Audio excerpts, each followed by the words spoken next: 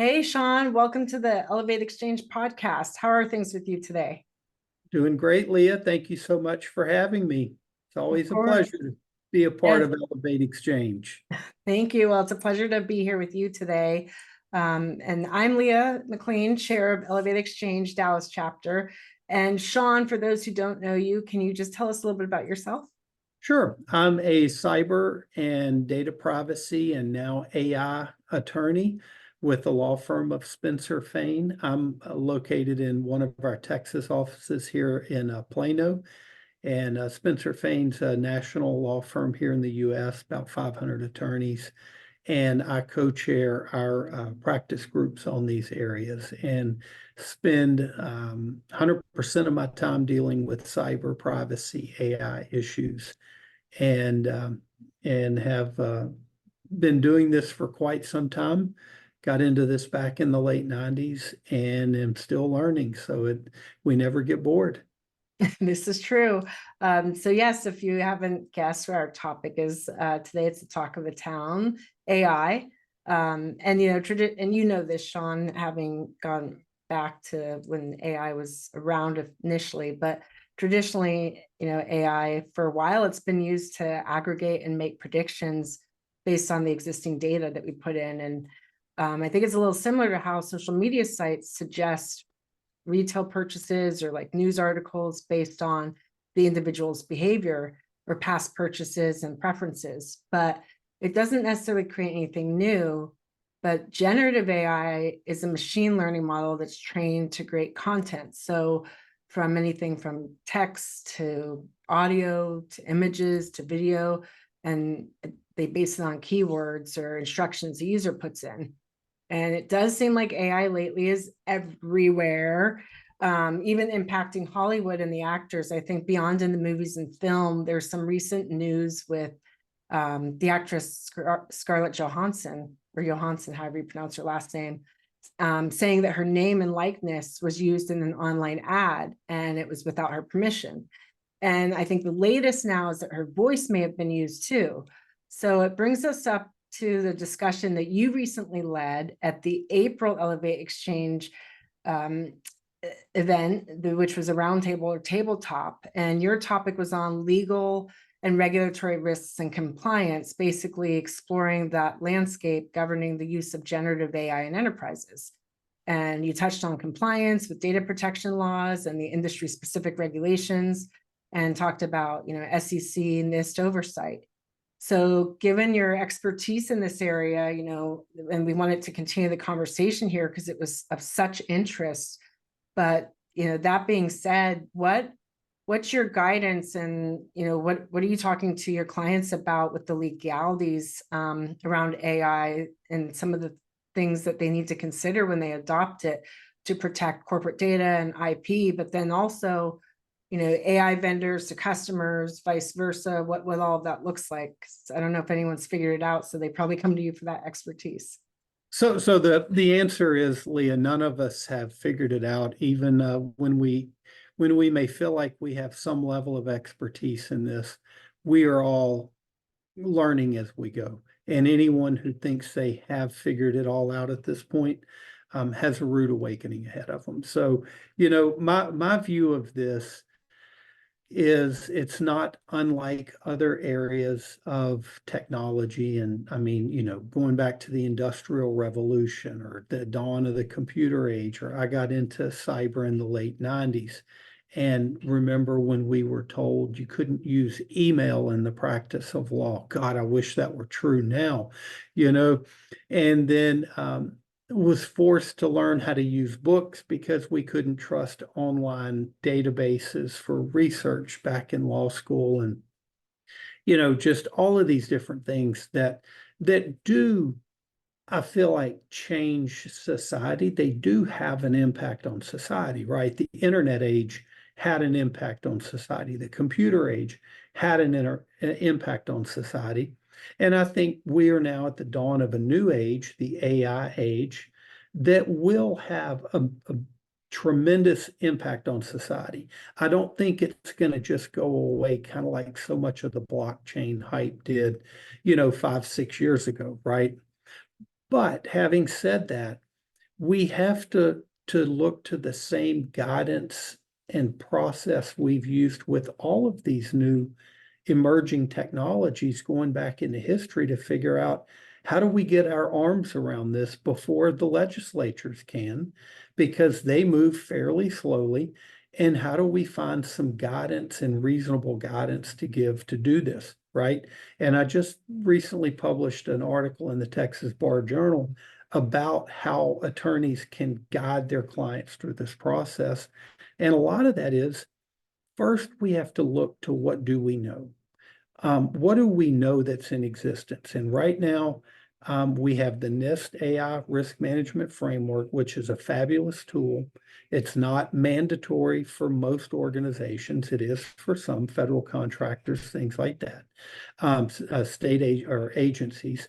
But look to those principles, and then we reason our way to finding the guidance. And when we talk about things like compliance, what does compliance really mean? It means complying with something. Well, what are we complying with? Our laws, our regulations, our contracts, all of those things. Right now, we don't have a lot of that. So by looking to something like NIST, or now just 2 weeks ago, Colorado passed a comprehensive law on AI. We can look to things like that, pull common principles and start working from there. But the key to that is, the first step is we have to understand what we're doing. We have to understand our clients, or as a client, as a company going into this AI age, we have to determine what are we even wanting to do. I get a lot of clients calling saying, we want to incorporate AI so we can market that we're using AI to be more efficient. How? What are we really doing? We have to start with those fundamentals of like, what's the purpose? What's our objective? How are we processing data? What data is being processed? Are we going to be a developer of AI, or are we going to be a deployer of AI so that we're using someone else's tool, right? How are people being impacted? Is this real or is it hype? Because I just talked to one of our attorney generals recently who said they're going to be looking for this hype as misrepresentations and things like that, right? So that's really, to me, the first step is you have to know yourself. What are we going to be doing? What do we want to be doing? What tools are going to be used? How are they going to work? What data is going to be impacted? Is it sensitive data? Is it other people's data? Is it anonymized data? What are the rules and compliance regulations that go along with that? And then once we have a good understanding of that problem, then we can move on kind of to the next steps in that process. Yeah, I like that. Well, you called it the AI age, because I do feel like that's definitely what we're in right now. But you broke it down so simply on the basics of what needs to be done, and really understanding what you want to do and what is happening before taking those next steps. So you touched on a little bit with the oh, and by the way, I'm going to see if we can try to link to that article you mentioned. I'm not sure if it's public or you need a subscription, but I think that would I probably can send you the link. Okay. And there's one thing I want to mention, Leah, Mhm. because you just made a really important point. Complexity is our enemy Yes. with stuff. And for so many years, this comes from my work in cybersecurity and privacy. We make the problem and the solutions so complex at the outset that everyone gets like paralysis by analysis. And because they can't get a perfect list of the first 10 things to do, they say, well, I'm not going to do anything until I get that perfect list. No, just start somewhere, right? And I feel like the most important thing any of us can really do is to try to simplify and break things down like that, because I'm a simple person. I'm not one of these brainiacs that you meet that understands so many of these things. We've got to break it down and start with the basics and work from there.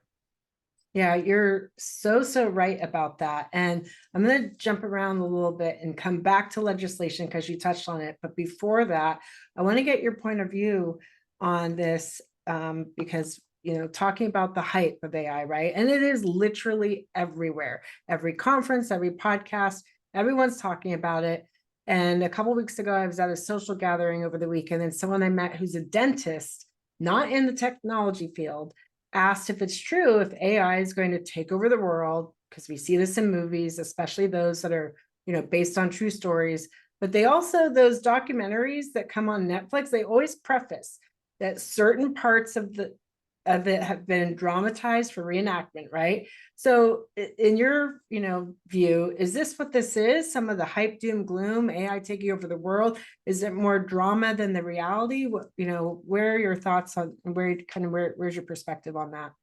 Yeah, I think it is societal changing, if that's a word. This is remarkable. This is kind of, very rare technology that only comes along in certain, I guess generations, right? Um, but I think there is a lot of hype around it.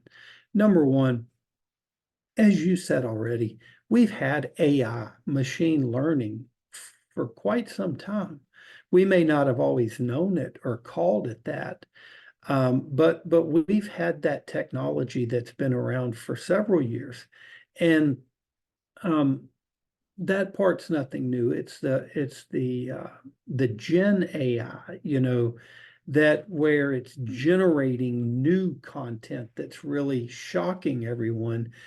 And I think part of the hype is coming about because of really the exponential speed that we've seen it come about.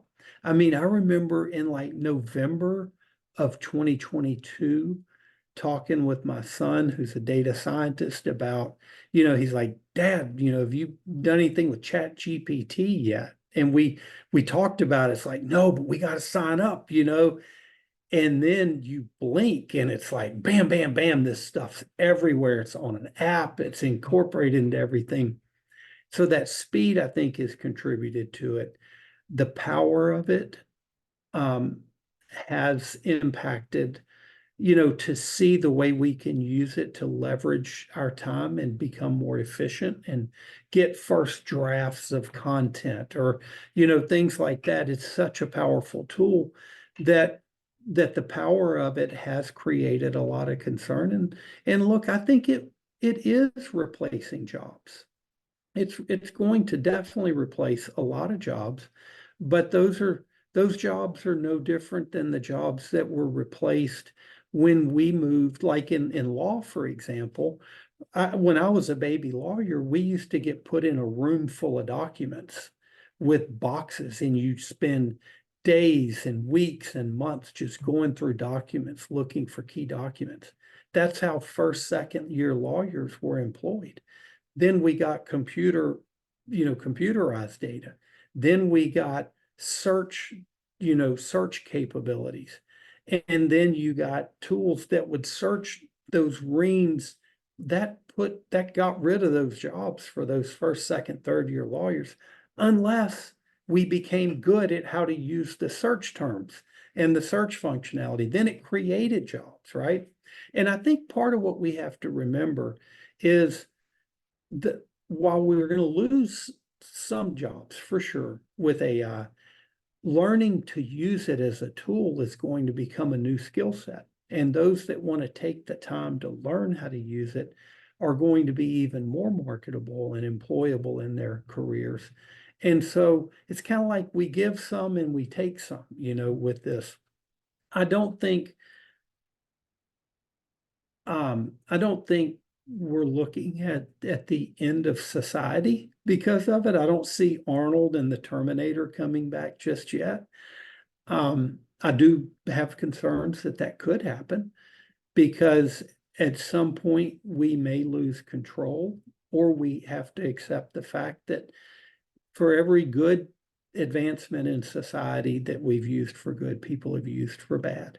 And so I think, we know we have evil people in the world that'll do evil things. And so it will be used for bad. But when we look at the governance that's being put into place, we look at a lot of these protections and safeguards. That's why it's being put there, to try to minimize the risks that a powerful tool can have. Yeah, 100%. And I'm with you. I'm in that camp of learning and just being safe about it, right? As much as I can. And I liked what you said, that it'll replace jobs, but we'll still have people that are going to be needed, right? And with those skill sets, and back to what you mentioned, having to go through all those files and documents, but you're still employed, right? In your job. So we touched on it a little bit earlier, legislation, right? And you mentioned this with Colorado being one of the first in the US to recently with the legislation in AI. So they passed, I believe, it's a discrimination law that impacts employers, and it was signed by their governor. And then Europe is setting a bit of a precedent with their AI laws and becoming ahead. But with this trend, or if this movement, what do you see coming within the US beyond Colorado with AI legislation, but then also within the White House, and touching a little bit from that executive order that came out not too long ago as well? Yeah, so I mean, what we're going to see with AI legislation is going to mimic what we've seen with privacy and cyber legislation over the last few years.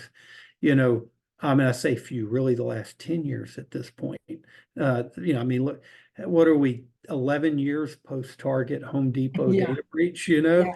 that watershed moment. Mhm. And so I think it's going to mimic that, we have things like executive orders that are pretty similar to the EU's AI Act, in that they set out broad principles like these, goals to strive for. It shall not be used to do harm, and should not be used for discriminatory purposes, and should be transparent and things like that. Those are the general kind of broad principles that we get from pronouncements like that, right? From the EU's AI Act, is like that. It's not terribly actionable when you get into specifics. The White House executive order is much the same way. Then, and there's a reason for that. We have federalism here in the US. We have the federal government, which is our national government that has limited powers, theoretically anyway. And then we have our state governments that control all other areas that aren't federal.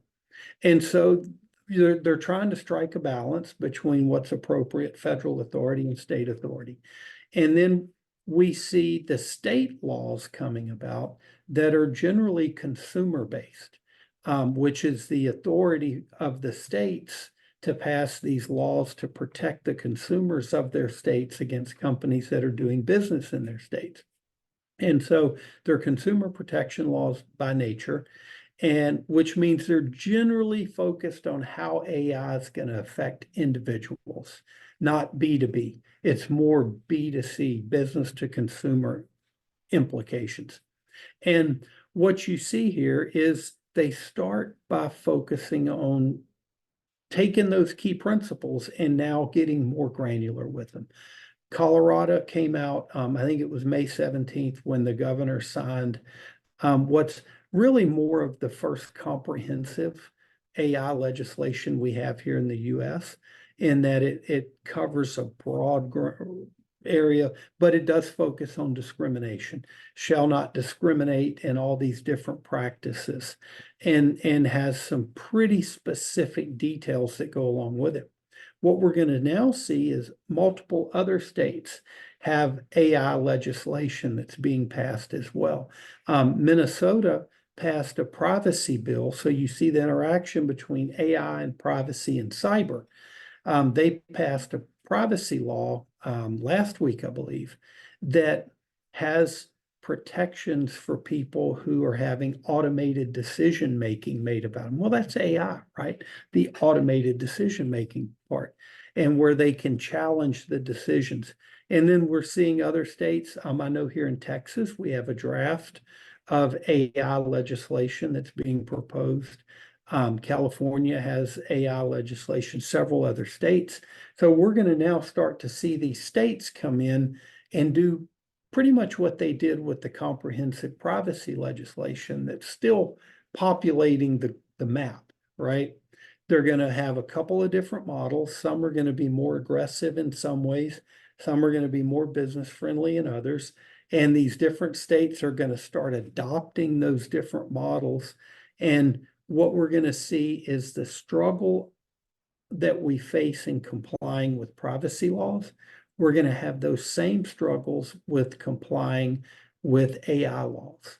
And so what we recommend for our clients in that position is we find all the ones that are going to be applicable to you, and then we pick the most stringent and we develop our compliance program around that, incorporate what else we need to. That way we're not having to adjust monthly at this point or weekly as these new laws are coming about. That's just, again, sounds so logical and like it's a good plan to have in place as you work with companies who are facing this. Well, it's easy for Yeah. me, Leah, to sit here. That's the challenge. It's Yeah. easy for me, Shawn the lawyer, to say, hey, Mhm. look, Leah, here's all these new legal requirements that came about. Go comply with them. Right. But how to operationalize that is Yes. where the real difficulty then comes in. Yeah, and it's definitely going to take a team standing up, an entire team of multiple executives, not just on the backs of the CISOs or CIOs, right? So you touched It, on that. Well, we're in the AI age. Oh, go ahead. yeah, let me add Yeah. something to that Okay. because this is something that a message I've been struggling with. Mhm. It is not on the backs of the CISOs or the CIOs or, whoever else that's in that role. This is a team effort. I mean, we're talking about involvement by obviously your CISOs, right? But what about your legal department? Legal compliance. I mean, we need to be coming together on this to solve these problems. There is no one channel within the organization that can do that. Well, I think those CIOs and CISOs are going to appreciate you saying that because it is definitely true. It's going to involve a team versus just those individuals. So, you also mentioned this is societal changing. You touched on the legislation. You thank you for putting forth some of the things that businesses can start to do now and what they need to think about, right? Getting a good grasp and understanding first. And then obviously your article that you recently published could be a great resource. But as we close up the conversation here and, look to those audiences that are probably coming at this from the user, the implementer, the security and guardrails, the innovation law, and what have you, multiple audiences. What are some of your just parting thoughts to them if they're going to either have an AI initiative already, but need to figure out how to make it a little bit more, I guess, easier, safe, and compliant, or if they're just embarking on that initiative? What are some of your parting thoughts to them and what they can do? Yeah, I mean, I think the first is you have to have a really strong understanding of what you're trying to do. So boil it down as simply as possible to the who's, the what's, the when's, the how's, and the why's. Figure that part out. Then figure out what's the nature of your processing going to be. Is it going to impact intellectual property, like you mentioned with the voices and the right to publicity and things like that, with the voice and the images being used, which is an intellectual property type of issue? Is it going to impact consumer data? Is it going to impact healthcare data? Right? Those kind of things, because whatever the nature of the processing is and the nature of what data is being processed is going to determine what sector of compliance you're going to be in. If it's healthcare, if it's IP, if it's employee, HR by processing applications or things like that. because that's going to help you now know where to look for specific regulatory requirements concerning those industries, if you will. And then you've got to look at the jurisdictions you're in and say, where am I touching people? They all over the US, then that means all US jurisdictions. Are they in the EU, right? You got to figure that out. Where am I doing business? Because now we have to say, all right, we understand our sectors of compliance requirements.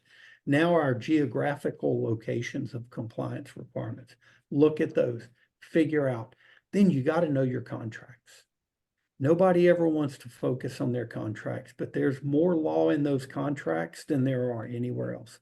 See what your requirements are and focus on, are you passing down the appropriate requirements to maybe vendors in your, work stream beneath you in the supply chain?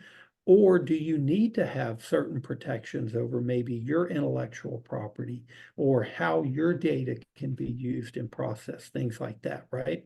So you focus on those obligations. That's really the foundation of your compliance program, is gathering all those obligations. Now you just got to start figuring out how to implement all that, right? Determine who owns it, who are the individuals, figure out your plans, your processes, document all that with your policies and procedures. A lot of this is going to look just like your data governance process or fairly similar. Integrate all that in together. You got to figure out how you're going to demonstrate transparency. That's such a huge issue right now. How you're going to demonstrate that it's not discriminatory, what you're processing is being done. That's a huge part of the Colorado law and why the governor had reservations when he signed that law, because it doesn't factor in intent to discriminate, only discrimination by impact, which is a very different standard. And then figure out where you need to give notices and obtain consents, document your process, have guardrails in place like we just saw. I forget which one of the big AI components came out with the governance and oversight committee, to make sure, have an incident response plan or, plan in place to know what happens if things go awry. How do I shut this down if it's caused a problem? And then get to work. Get to work on it and learn as you go. Know you're going to be updating and evolving how you approach it. Yeah, always be learning and evolving. And I can't thank you enough for this great guidance and conversation, Shawn. It's always a pleasure to have you share your knowledge with the audience, and it's appreciated. So I just want to thank you again for your time today and for being part of this discussion that I'm sure will be continued. Well, it's my pleasure, Leah. I'm always happy to join in. And anytime I can be a part of Elevate Xchange, I always love the opportunity. Awesome. Thank you so much, Shawn. It's my pleasure. Thank you.